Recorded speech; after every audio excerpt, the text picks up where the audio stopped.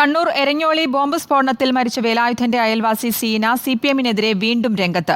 കുടുംബത്തെ ഒറ്റപ്പെടുത്തുന്നുവെന്നും പാർട്ടിക്ക് വോട്ട് ചെയ്യുന്നവർക്ക് പോലും സുരക്ഷയില്ലെന്നും സീന റിപ്പോർട്ടറിനോട് പറഞ്ഞു. സിപിഎം ഭീഷണികൾ ഇപ്പോഴും തുടരുന്നുവെന്നും സീന പറഞ്ഞു.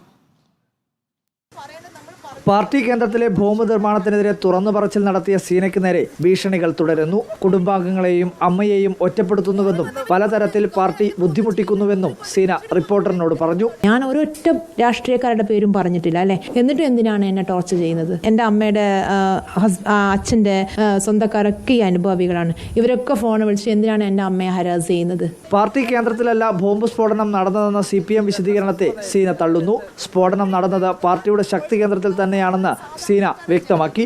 പാർട്ടിക്ക് വോട്ട് ചെയ്യുന്നവർക്ക് പോലും സുരക്ഷയില്ലാത്ത സാഹചര്യമാണെന്നും സീനയുടെ പ്രതികരണം. ഭയമില്ലാതെ പൊരുതാൻ തീരുമാനിച്ചിരിക്കുകയാണെന്നും സീന പറഞ്ഞു. സീനയുടെ രാഷ്ട്രീയം സംബന്ധിച്ച് എതിരഭിപ്രായവും ഉയരുന്നുണ്ട്. സീന ബിജെപി അനുഭാവിയായ വ്യക്തിയാണെന്നാണ് പ്രാദേശിക സിപിഎം നേതാക്കളുടെ ആരോപണം. ഇത് സീന നിഷേധിക്കുകയും ചെയ്തു. റിപ്പോർട്ടർ, കണ്ണൂർ.